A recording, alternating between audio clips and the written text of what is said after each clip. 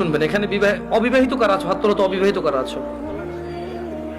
ঠিক আছে। আর হাসার কি, যে এই বাঙালি যেটাই কই এটা হাসে, কি দুনিয়াটা কৌতুক বানাবে। অবিবাহিত কে আছে এটা কি হাসার কিছু হয়ে গেল? কি মানে বুঝলাম না জিনিসটা। এইটাও হাসার কিছু? ভাই আমি এখানে বললাম যে অবিবাহিত কারা আছে, সবাই হাসা শুরু করতে, মানে কি? কি কয় শরম পাইছে? আপনাকে বলছে ওরা শরম পাইছে? কে বলছে? জবাব দিয়েছেন কে? আপনার তো জবাব তো ঠিক হয় না ওদের পক্ষ থেকে। ওরা তো বলে না ওরা শরম পাইছে, ওদের কাছে মনে হয়েছে হুজুর এখন কৌতুক করবে। বিবাহিত যারা আছো হাত তোলো তো। মাশাআল্লাহ, তাবারকা, বসেন। তো আমি তেমন কখনো ব্যক্তিগত বিষয়ে তেমন বলি না মাহফিলে, এটা আপনারা অনেকে হয়তো জানেন যারা আমাকে চেনেন। গতকাল আমার কাছে এক প্রশ্ন আসলো তালাক বিষয়ে। আমি বেশিরভাগ সময় অ্যাভয়েড করি তালাক বিষয়ে প্রশ্ন। এমনিতে আমি নর্মালি কোনোদিন কোনো ফতোয়া দিই না। যখন নতুন নতুন বাংলাদেশে আসছিলাম আমি সৌদি আরব থেকে, তো আরো অনেক ছোট ছিলাম, রক্ত অনেক গরম ছিল, তখন আমি বিদআত শিরক এগুলো নিয়ে প্রায় ফতোয়া দিতাম, আর অনেক ভেজাল লাগতো, সত্যি কথা। আল্লাহ আমাকে আশ্রয় দিয়েছে। এখন আমার ওস্তাদরা বড়রা যারা আছে তারা আমাকে বললো যে জামশেদ তুমি ফতোয়া দিও না, কোরআন সুন্নাহ থেকে মানুষকে তুমি আহ্বান করো, ভালোর দিকে ডাকো, মন্দের দিকে নিষেধ করো, আল্লাহ তোমাকে যতটুকু তৌফিক দিয়েছে। ফতোয়া অনেক বিস্তর বিষয়, অনেক সিচুয়েশনের উপরে ফতোয়া চেঞ্জ হয়। দেখা যায় একই বিষয়, মানে সাবজেক্ট এক, পরিস্থিতিতে দুই রকম অ্যান্সার হয়। সে তোমার এখনো সেই প্রজ্ঞা যদি না হয় তুমি দিও না, আর প্রজ্ঞা হলে দিও। তা আমি ওনাদের কথা চিন্তা করেছি যে আমার সেই প্রজ্ঞা হয়নি যে আমি দিব। কারণ এখানে হানাফিরা বলে যে একসাথে 3 তালাক দিলে হয়ে যায়, আর শাফি হাম্বলিরা বলে যে যতবারই তালাক দেয় একবার।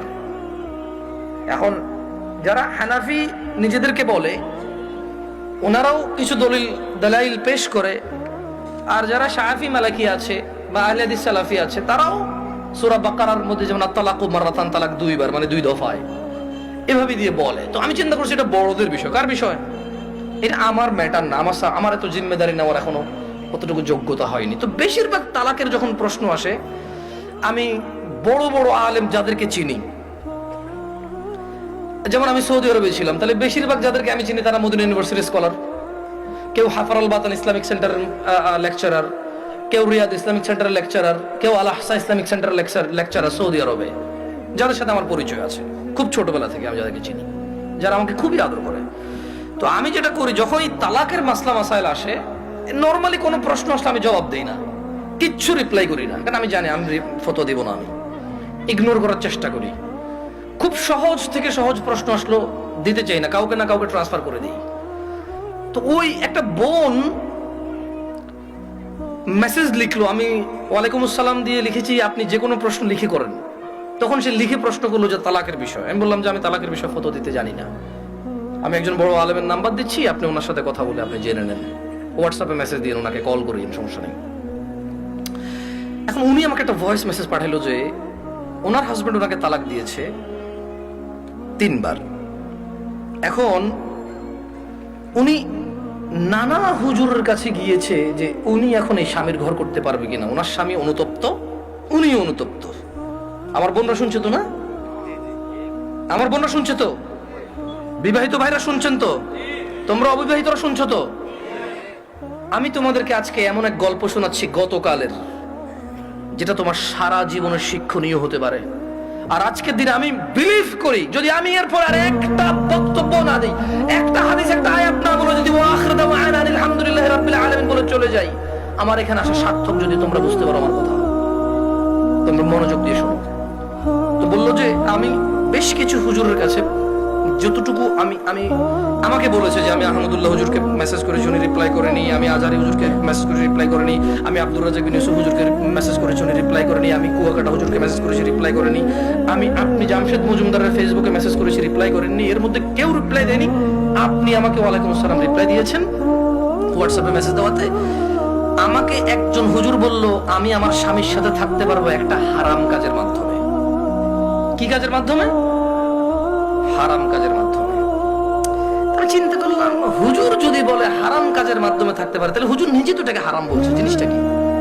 তখন আমি বোনকে আর সাহস করে কিছু না বলে আমি শেখ মুস্তাফিজুর রহমান বিন আব্দুল আজিজ আল মাদানী হাফিজাহুল্লাহ, উনি সৌদি আরবে হাফার আল বাতান ইসলামিক সেন্টারে ছিল, যে আমি একজন বড় আলেমের নাম্বার দিচ্ছি, আপনি ওনাকে কল দিয়ে আপনার মাসাটা জেনে নিন, আমাকে আপনার পুরো কথা খুলে বলার দরকার নাই, আপনি ওনার সাথে ডিসকাস করেন। ঠিক 2 ঘন্টা বা 3 ঘন্টা পর উনি আমাকে মেসেজ দিল যে হুজুর আমি একটু আপনার সাথে কথা বলতে চাই। আমি বললাম যে আমি আপনার সাথে কথা বলবো না, আমি আপনাকে যার নাম্বার দিয়েছি যদি ওনার কথায় আপনার কিছু বুঝে না আসে তাহলে আমার কথা আপনার বুঝে আসবে না। বলে যে না হুজুর, ওনার সাথে আমার স্বামী কথা বলেছে, তবে আমার স্বামী একটা বিষয় গোপন করে কথা বলেছে, গোপন করে কথা বলার পরেও হুজুর বলেছে যে তালাক হয়ে গেছে। কিন্তু এখন আমার স্বামী হাফেজে কোরআন, আলেম পাস, আমার স্বামী বলছে তালাক হয় নাই। আমি বললাম যে ওকে, আপনি শেখকে কল করে বলেন যে আপনার স্বামীটা গোপন করেছে। বলে যে আমি ভয় পাচ্ছি ওনাকে কল দিতে, কারণ আমার স্বামী কথা বলেছে, উনি আবার কি মনে করে। আমি বলছি উনি কিচ্ছু মনে করবে না, আমি ওনাকে ফোন দিচ্ছি, আপনি কথা বলেন। ভদ্রমহিলা কথা বলবে না। তখন জোহরের টাইমের সময় হয়েছে, আমি ফোন দিলাম। এবার মানে আমার একটু মেজাজ খারাপ হয়েছে। কি খারাপ হয়েছে? মেজাজ খারাপ হয়েছে। ওই ভদ্রমহিলা আমাকে বারবার বলতে চেষ্টা করতেছে যে আমার একটা বাচ্চা আছে, যদি এখন আমরা স্বামী স্ত্রী আলাদা হয়ে যায় আমার বাচ্চাটার কি হবে, কনসার্ন কোথায়? বাচ্চা। আমি কল করলাম, কল করে বললাম আপনি তালাক হয়েছেন বা হন নাই, আমি কি এরকম কিছু বলছি? বলেছেন না।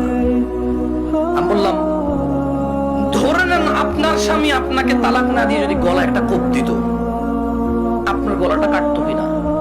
বলে যে কাটতো। আমি বললাম তালাক দিল, তালাক হবে।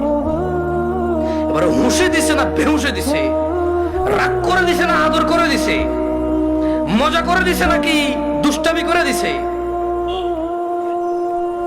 এইটা ম্যাটার না। আপনার স্বামী যদি আপনাকে 5 তলা বিল্ডিং থেকে রাগ করে অথবা রাগ না করে হাসি মুখে অথবা দুষ্টামি করে যদি আপনাকে ধাক্কা দিত, আপনি কি পড়তেন 5 তলা থেকে? বলে যে পড়তাম। তাহলে আপনার কেন মনে হচ্ছে না যে আপনার স্বামী আপনাকে রাগের মাথায় তালাক দিলে হবে না? রাগের মাথায় ধাক্কা দিলে যদি 5 তলা থেকে পড়ে আপনার হাত পা ভেঙে যায়, মরার সুযোগ থাকে, মরে যেতে পারেন আপনি, এরকম সম্ভাবনা থাকে, তাহলে কেন আপনার স্বামী আপনাকে তালাক দিলে তালাক হবে না? মানতে অসুবিধা কোথায়?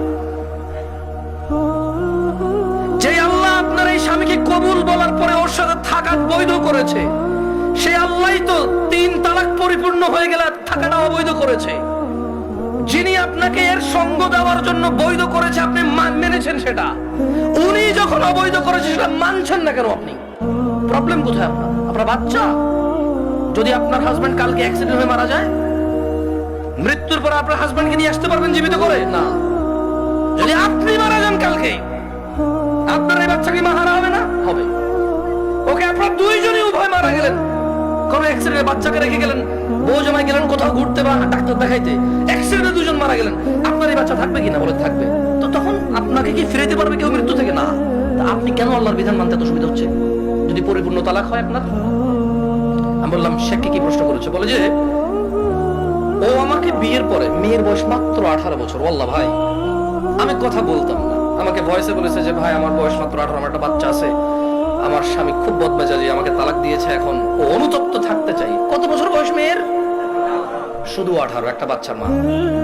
যে বাচ্চা, ওই বাচ্চার বয়স আমাকে বলেছে যে 3 মাস বা 3 বছর, আমার সঠিক মনে নাই, এরকম কিছু বলেছে। আমি বললাম আপনি কি মানে নিজে নিজে পছন্দ করে বিয়ে করেছেন নাকি বাবা মা পছন্দ করে বিয়ে দিয়েছে? বললো যে বাবা মা পছন্দ করে বিয়ে দিয়েছে। আমি বললাম বিয়ের আগে স্বামীকে চিনতেন না? বলে যে না। আমি বললাম আপনার স্বামী নামাজ পড়ে না, ঠিক না? বলে যে হ্যাঁ। আমি বললাম আপনার স্বামী তো নামাজ পড়ে না, ঠিক না? হ্যাঁ। বললাম আপনার স্বামী হুজুর আলেম এগুলো বলে লাভ কি, হাফেজ বলে লাভ কি? ও তো নামাজই পড়ে না, ও তো ধর্মর কোনো মূল্যায়নই করে না, ও আপনাকে তালাক দেয়